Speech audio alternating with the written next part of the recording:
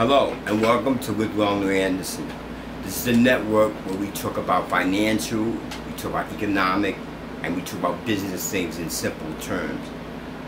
We are on the subject of student loans, and the subject matter here is going to be an explanation of what the President's student loan program was all about as far as the forgiveness and deference of the loan. But more important than that, we're going to be talking about some other ways and other solutions that one might be able to use in order to make sure that we solve this problem and it doesn't reoccur. So let me get going. And for those of you who don't know what's in the package, let me go through that. There is a deference of the student loan, or there's a pause in the program which has existed since March 2020, and that program, that pause in that program is going to continue until December 2022.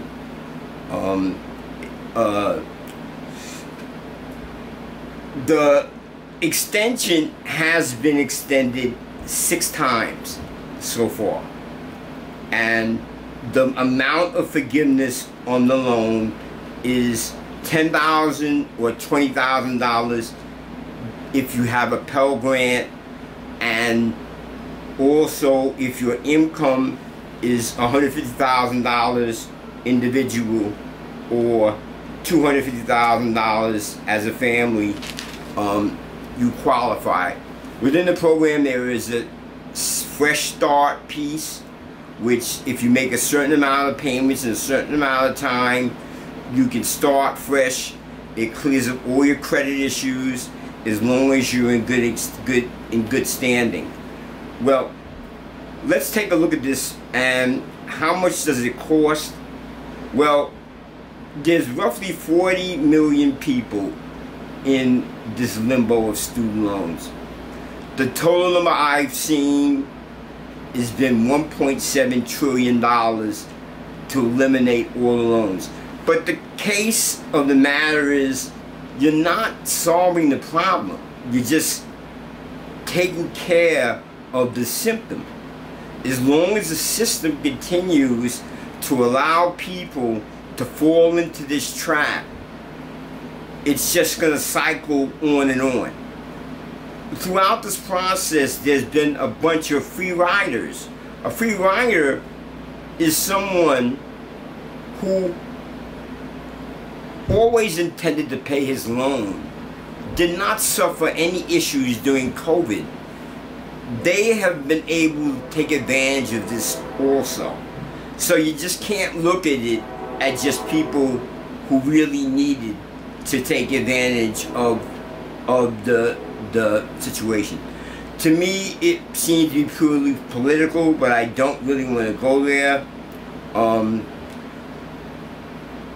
There are some really salient issues where a lot of students were deceived and lied to, like there was the IT&T case and a couple other cases where people were defrauded, and their money in those cases in 2015, their money was refunded to them. Within government, there is a known 9% fraud in all government programs. It's something that government just has to listen to. Keep in mind, you're giving, in my case, I was a 17-year-old person that signed a loan agreement, unsecured loan to a 17-year-old person. Or in the case, the bank, I mean, this is, according to them, this is probably why they require such stringent procedures if one defaults or falls behind. In most cases, even in bankruptcy, the loan cannot be discharged. The poor, the older people, minorities, and the uninformed are victims to this. The irony I found interesting was that the students were a lot older than I thought. A lot of them fell between the ages of 25 and 40. Well, as I said, it was $1.7 trillion and over 40 million people in debt. How big is this? Well, the mortgage market in America is $10 trillion. And the credit card market in America is $1 trillion. So this is almost twice the size of the credit card market in America. And the credit card market has been climbing steadily since COVID. Inequality, private schools are going to be obviously for the rich, public schools for the rest. The rising cost of college, the cost of inflation since 1980 to around today is 218%. The rise of college tuition is 1,200%. There's a lack of scholarships, lack of grants. States don't have money anymore to supplement people. Schools are really getting greedy. When you think about a school like Harvard that has $40 billion in endowments, and you think about the Pac-10, I believe, that signed a $6 billion contract for football, and tuition prices are going up. And the irony is they're hiring more administrators, and they're hiring more adjunct professors than regular professors. If you go to an undergraduate class, probably in any university in the United States, you'd be mainly taught by a TA or an adjunct.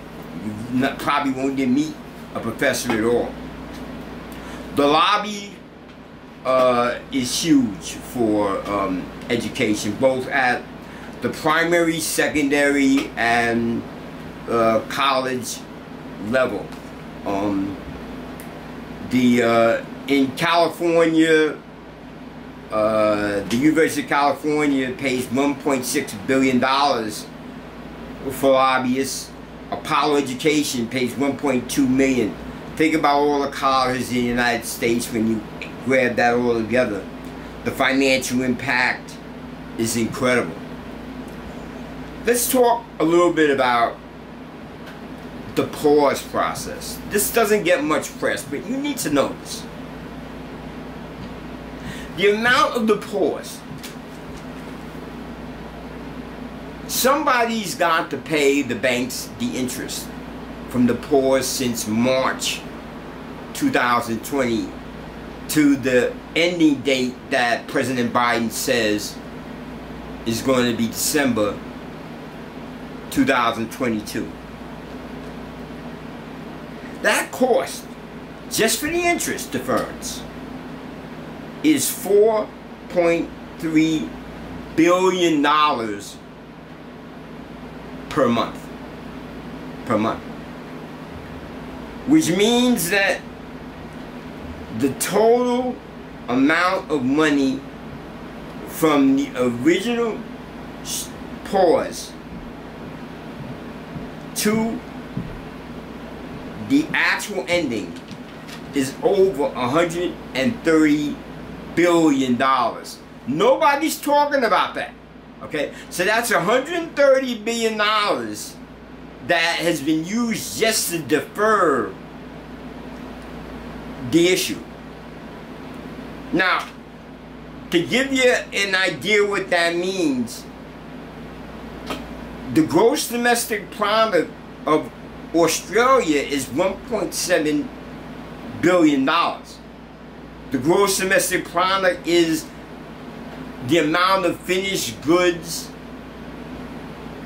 and services that are sold by a country less the imports. So this problem is bigger than all of Australia can produce. The money is borrowed from taxpayers, and unless the economy can grow at some astronomical pace,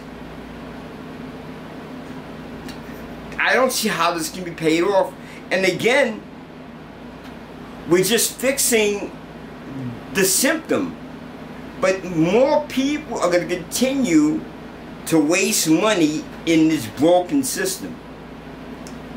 37% of the college freshmen default, and 66%, excuse me, I'm not sure what that number is, but quite a bit of college undergraduates default more than once. It's estimated by 2035, the total debt for college loans will be $3 trillion. We have to fix the problem. The repercussions, these people don't have money to buy houses.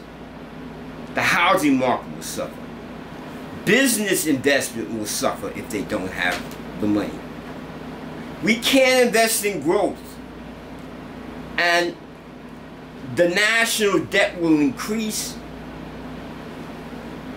The mental illness and psychological issues and the amount of credit cards is going to be impacted. Credit card totals. A lot of the buyers are older buyers, 25 to 40, so not buyers, people who get the loans are 25 to 40, so they have a shorter time to repay this loan.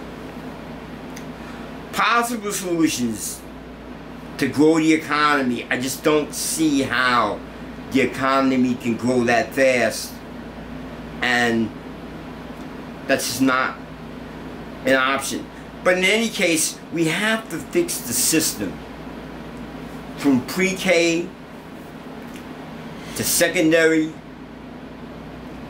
and maybe loans should be fixed to the potential of the income of the career that this person accepts to go after, and maybe there should be a percentage paid back depending upon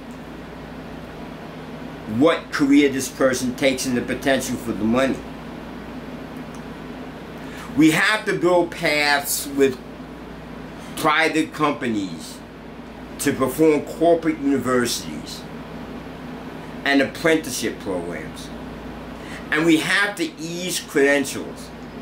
There is, for example, no reason why a doctor that comes from Germany to the United States has practiced 25 years, just a sidebar example, has to go through a lot of issues to practice in the United States. The reason why I bring it up is supply and demand, and credentials, like labor unions. If there are more workers, the workers that are working get lower wages. So, remember, you have something, as I said, called moral hazard, where you have a 17-year-old kid that signs a loan package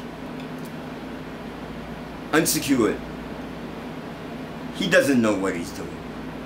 Or you have someone go into a career that isn't going to give them a good career job afterwards.